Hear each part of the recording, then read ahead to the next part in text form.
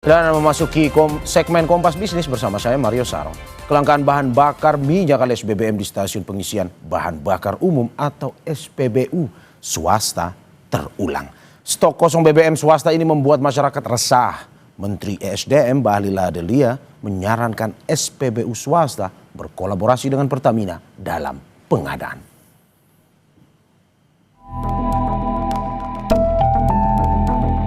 Kelangkaan BBM jenis bensin terjadi di sejumlah SPBU swasta di Kota Depok, Jawa Barat.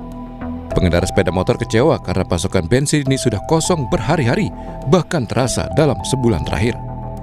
Hanya nozzle untuk BBM jenis diesel atau solar yang tampak masih melayani kendaraan bermesin diesel. Ya, karena kan kita juga sekarang lebih banyak swasta ya, dibanding yang dengan negara sebetulnya pengennya supaya lebih dipermudah aja. Karena ini mas kurangnya rasa percaya warga atas kasus yang kemarin ya mas ya. Katanya udah habis sih Pak. Saya udah berapa kali kesini ngecek, udah 2 minggu muter sini, nggak ada terus, sama di sel juga. Oh gitu. Nah, memang sebelumnya suka di SPBU swasta. Iya benar, karena kualitasnya lebih bagus Pak. Di motor saya lebih irit sih. Masalah kelangkaan bahan bakar minyak di sejumlah stasiun pengisian milik badan usaha swasta di Jabodetabek terus berlarut-larut. Persoalan yang sempat muncul pada Januari 2020 ini semakin sering selama sebulan terakhir. Menteri SDM Bahlil Lahadalia bilang sudah memberi kuota impor BBM swasta sampai 110% di tahun ini. Yang pertama, SPBU swasta itu sudah diberikan kuota impor 110% dibandingkan dengan 2024. Ini biar clear ya, kita sudah memberikan kuota impor 110%. Jadi sangatlah tidak tepat kalau dikatakan kuota impornya tidak kita berikan. Contoh, 2024 si perusahaan A mendapat 1 juta kiloliter. Contohnya, di 2025 kita memberikan kuota impor 1 juta kiloliter plus 10%. Berarti 1 juta 100 kiloliter. Nah, kalau masih ada kekurangan, kita minta untuk melakukan kolaborasi dengan Pertamina. Kenapa? Karena ini terkait dengan hajat hidup orang banyak. Cabang-cabang industri yang menyangkut hajat hidup orang banyak itu harus tetap dikontrol oleh negara. Supaya apa? Semuanya baik. Ya gitu ya.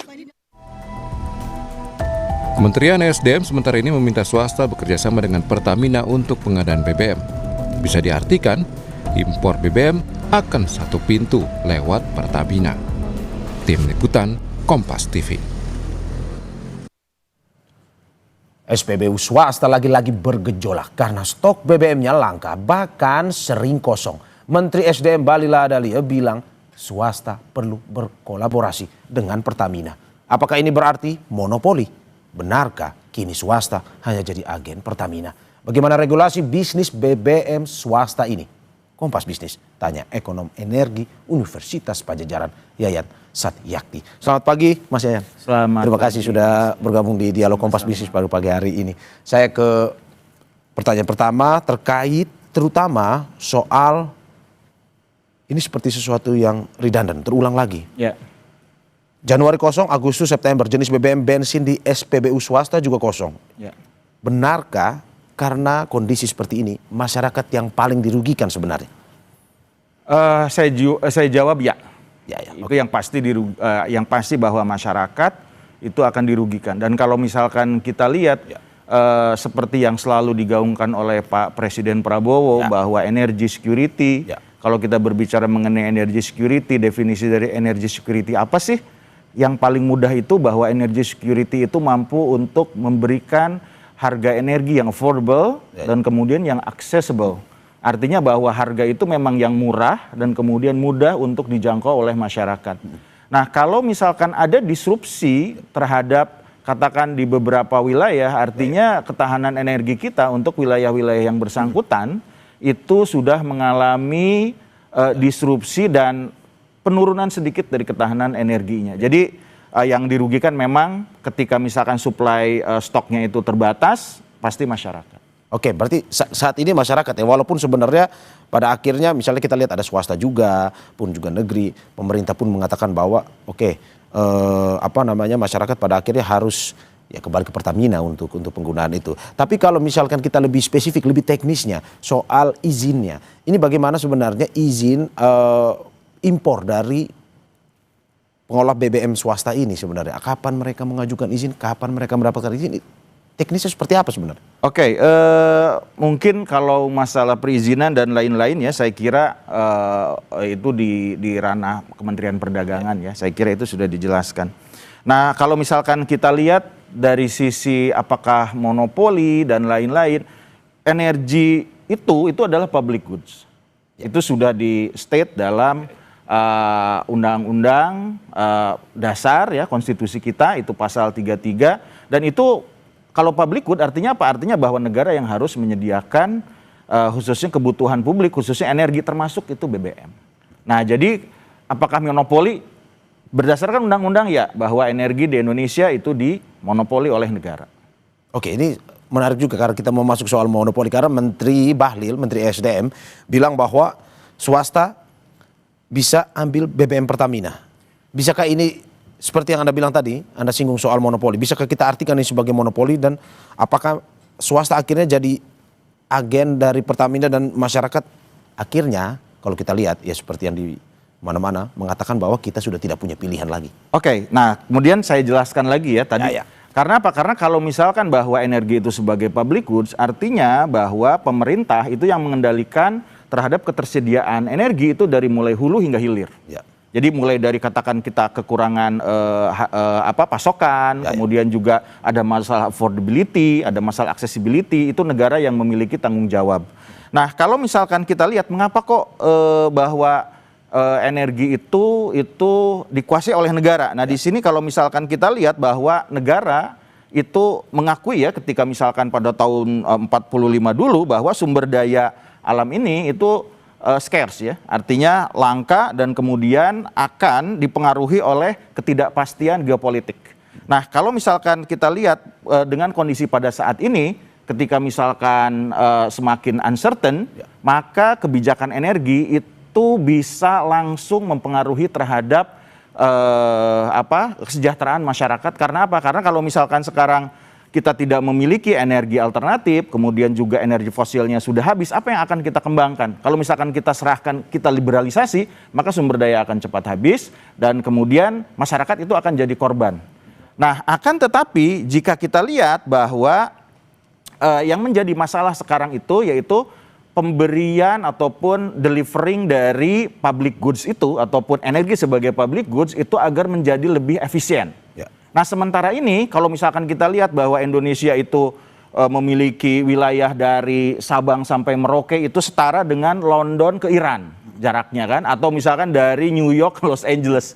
Nah, di sini pemerintah menyadari bahwa kita tidak mungkin itu untuk menyediakan akses energi dengan baik yang setara. Jadi di sini ada yang disebut sebagai inefficiency of public goods delivery. Nah, kalau misalkan kita menyebutnya itu dalam ilmu ekonomi namanya dead weight loss.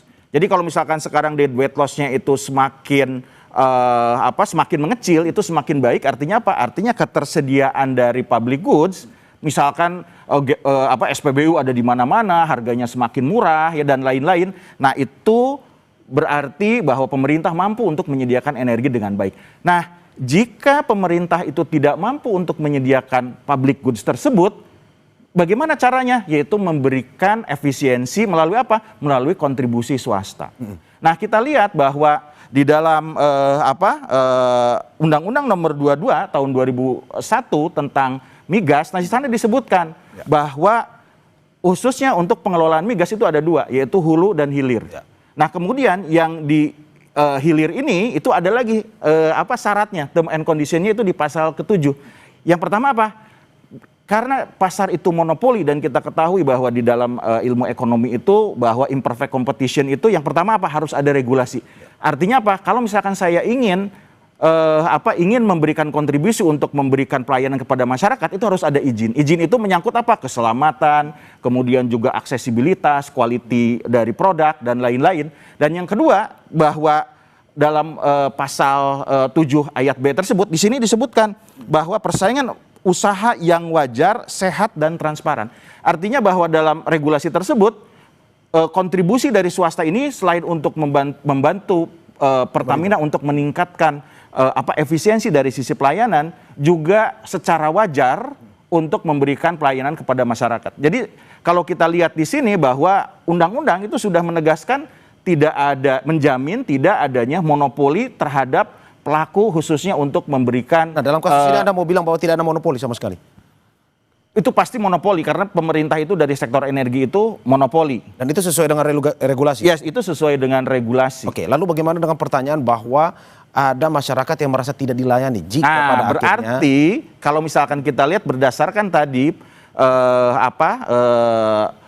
lanjutan dari pasal 7 ayat 2 bahwa persaingan itu harus kompetitif supaya apa? Supaya kita memberikan pelayanan kepada masyarakat, apalagi sekarang Pak Prabowo energy security tadi kan, ada affordability dan accessibility, berarti ada disrupsi dari sisi affordability dan accessibility yang dimiliki oleh pemerintah karena tidak bisa menyediakan harga yang lebih affordable dan accessible. Berarti ini permasalahannya bukan karena kekosongan, tetapi lebih ke soal bagaimana pemerintah memberikan layanan yang terbaik buat masyarakat, maksudnya seperti itu. Oke, dan kalau misalkan seperti ini, bagaimana harusnya, apakah ke depan maksudnya, untuk penyuplai swasta ini, apa yang harus dilakukan? Apakah memang perlu pemerintah untuk nantinya menyuplai, misalkan menambah kuota itu, ataukah mau tidak mau kembali ke Pertamina masyarakat ini? Oke, nah jika kita lihat sekarang bahwa kita lihat pertama ada dua isu di sini yang harus dipecahkan. Yang pertama adalah isu mengenai rantai pasok internasional, karena kan kita semuanya impor ya, dan kemudian kita akan bergeser itu dari Singaporean Hub ke Singaporean Hub ke US Hub. Ini kan kalau kita lihat ini berdasarkan pada Trump Deal. Nah, Trump Deal ini itu menyebabkan bahwa Indonesia itu perlahan-lahan itu akan menggeser impor itu dari Singapura, dan kemudian juga akan mengalihkan impor dari Amerika Serikat, di mana Pertamina itu yang memiliki seolah-olah semacam lisensi lah.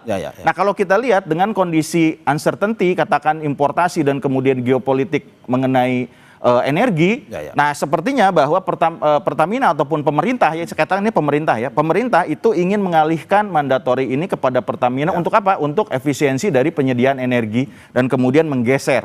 Nah, akan tetapi saya kira silahkan pemerintah itu melakukan hal tersebut, tetapi di sini ada lack of technocracy. Jadi perencanaan ketika cost adjustment tadi itu tidak sesuai dengan yang diharapkan. Misalkan ketika misalkan ada penurunan kuota atau misalkan katakan oke lah kuotanya terbatas, tetapi ketika misalkan ada disrupsi dari sisi pelayanan, seharusnya pemerintah mungkin pada saat ini bisa membuka dalam jangka waktu tertentu untuk memberikan dan meningkatkan tadi affordability dan accessibility tadi agar masyarakat tidak merugi akibat adanya kebijakan tersebut. Nah, ini menarik karena saya coba tanyakan lagi Mas Yanto, karena ini menjadi salah satu yang dipertanyakan tidak hanya bagi orang yang pengguna, tetapi juga seluruh masyarakat terkait dengan tadi izin, bagaimana sebenarnya mekanisme impornya ke ini. Karena banyak masyarakat yang bingung bahwa kok hanya 10%, kok hanya katanya juga ada yang ya bagaimana cara impornya, bagaimana mendapatkan izinnya. Tadi Anda sudah bilang di Menteri Perdagangan. Tapi sebenarnya jangka waktu, bagaimana akhirnya dari pengajuan izin impor misalkan dari yang swasta untuk pada akhirnya bisa mendapatkan BBM ini dan akhirnya bisa dinikmati oleh masyarakat. Kalau teknisnya lebih detailnya seperti apa? Oke, pertama kita lihat beberapa waktu yang lalu Pak Prabowo mengatakan bahwa akan membebaskan kuota impor ya. Itu kita lihat kan. Nah, tapi kondisi pada saat ini, tapi mungkin kalau saya lihat bahwa seperti tadi saya katakan bahwa sektor energi itu adalah public goods, sehingga pemerintah wajib mengelola dan menjaga terhadap kestabilan dari stok ataupun supply dari pemerintah. Nah, sepertinya lama-kelamaan bahwa importasi ini itu memang akan dibatasi seperti itu, dan mungkin kalau misalkan izin dan lain-lain itu mungkin harus ke ESDM seperti itu. Oke, berarti lebih ke umumnya saja ya. Iya. Tapi kalau detailnya ya itu ESDM juga perdagangan ya. Iya. Oke. Nah, jika akhirnya swasta ambil BBM impor dari Pertamina, apakah soal regulasinya tadi, apakah ini melanggar hukum sebenarnya? Tapi sebelum Anda menjawab, kita usai jeda berikut. Ya.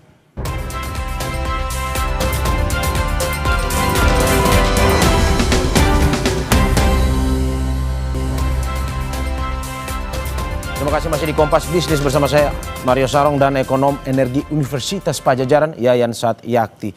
Mas Yayan, saya kembali lagi dengan pertanyaan terkait dengan BBM ini.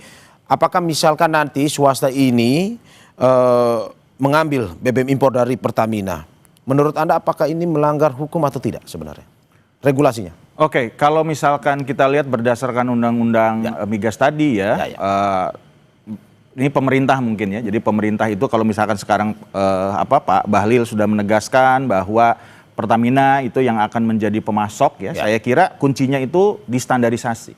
Jadi standarisasi ini karena kita lihat bahwa investasi SPBU swasta itu kan dalam jangka panjang, kemudian juga bagaimana kriteria dari standarisasi pelayanannya itu seperti apa. Nah, mungkin Pertamina itu harus menyediakan, dan saya kira itu pasti bisa, karena apa? Karena Pertamina kan infrastrukturnya sudah bagus ya, dan itu kan tinggal komitmen saja. Jadi ada komitmen antara SPBU swasta dengan Pertamina untuk menyediakan sejauh mana bahwa standarisasi yang diinginkan oleh SPBU swasta itu bisa disediakan oleh Pertamina. Nah, andaikan itu tidak bisa, nah kembali lagi seperti yang tadi saya katakan bahwa karena ada cost adjustment selama transisi ini, ya kemungkinan pemerintah harusnya membuka keran kuota impor kembali, dan kemudian kalau tidak yang mengkompensasi apa yang harus dilakukan. Anda mau bilang bahwa kalau ngambil dari Pertamina itu tidak melanggar aturan sama sekali ya? Saya kira enggak. Oke, tetapi apa yang harus dilakukan Pertamina adalah menyediakan kualitas yang sama persis dengan yang dimiliki oleh penyuplai swasta itu ya. Betul. Tapi kalau misalkan kita berbicara tidak sesuai kualitas gimana? Ya seperti tadi cost adjustment tadi ya, khususnya Pertamina harus melakukan ya misalkan adopsi teknologi ataupun pengembangan infrastruktur selama misalkan katakan oke lah dalam jangka waktu tertentu ya dia akan memenuhi terhadap kebutuhan standarisasi tadi, ya kemudian yang swasta bisa dikompensasi dengan membuka kuota selama dalam jangka waktu tertentu sampai pada batas standarisasi itu bisa dicapai. Oke, kalau misalkan tetap ambil dari kualitas yang dimiliki oleh Pertamina tanpa menyediakan tambahan kuota impor, yang rugi tetap masyarakat dong Mas. Betul. Kita mau bilang seperti itu. Betul. Oke, Mas, kalau misalkan kita berbicara soal playing field bisnis fairness tadi seperti yang kita diskusikan, apakah jadi adil meski jika nantinya diatur oleh regulasi kalau menurut Anda? Kalau kita lihat ya di sektor energi itu memang regulated ya. Karena apa? Karena dia pasar persaingan tidak sempurna. Pasar persaingan tidak sempurna itu dipengaruhi oleh dua hal. Itu yang pertama adalah regulasi. Jadi pasti regulasi itu akan ada. Kemudian yang kedua adalah teknologi. Nah, teknologi itu artinya apa? Artinya bahwa ada teknologi yang bisa menjaga agar bisa terdeliver kualitasnya dengan baik, kemudian juga terdeliver agar aman, misalkan tidak terjadi kebakaran, dan kemudian bisa didistribusikan dan lain-lain. Jadi apakah misalkan regulasi itu ada, itu pasti akan diregulasi, tetapi yang memastikannya apa? Bahwa regulasi itu komoditas energi tersebut itu harus murah, kualitasnya bagus, dan bisa diakses oleh masyarakat. Itu kita bermain di lapangan ya, maksudnya dalam arti menyediakan sesuatu yang kualitasnya bagus tapi juga standarnya sesuai. Iya, betul. Oke, kalau kita kembali ke akar permasalahannya Mas. Kuota impor itu dibandingkan tahun lalu, kita saat ini ada 110% ya. Tapi ya kenapa akhirnya pertanyaannya, masyarakat juga bertanya, kenapa akhirnya bisa langka sebenarnya?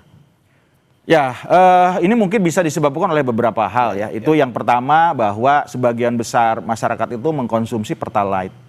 Dan kita ketahui bahwa khususnya Pertalite itu konsumsinya itu bukan turun ya, tapi semakin naik karena adanya inefektivitas dari subsidi energi itu. Karena apa? Karena golongan kaya itu mengkonsumsi barang-barang subsidi energi.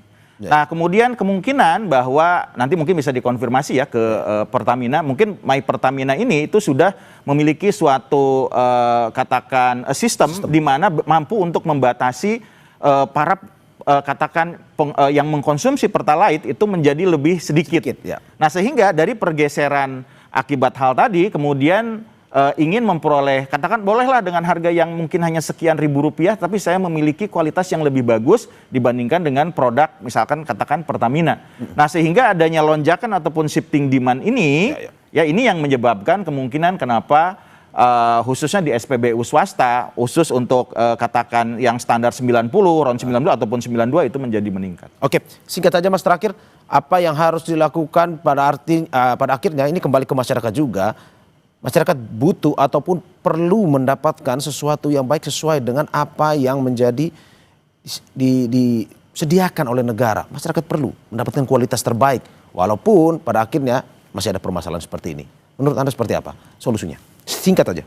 Oke, solusinya itu menjaga transparansi, apalagi ini di sini energi itu adalah public goods dan juga meningkatkan aksesibilitas khususnya energi bagi seluruh masyarakat di Indonesia. Oke, dan kita harapkan ya itu bisa dilakukan oleh pemerintah ke depan ya. Betul. Transparansi itu. Terima kasih Ekonom Energi Universitas Padjadjaran Yayan Satyakti atas apa yang disampaikan, mencerahkan, bisa ya memberikan masukan untuk pada akhirnya ya masyarakat perlu mendapatkan hak yang sesuai dengan kualitas yang diberikan. Terima kasih sekali lagi, saudara. Setelah ini secara eksklusif mendapatkan visual terbaru pencarian 7 pekerja Freeport Indonesia yang terjebak longsor. Informasinya usai jeda.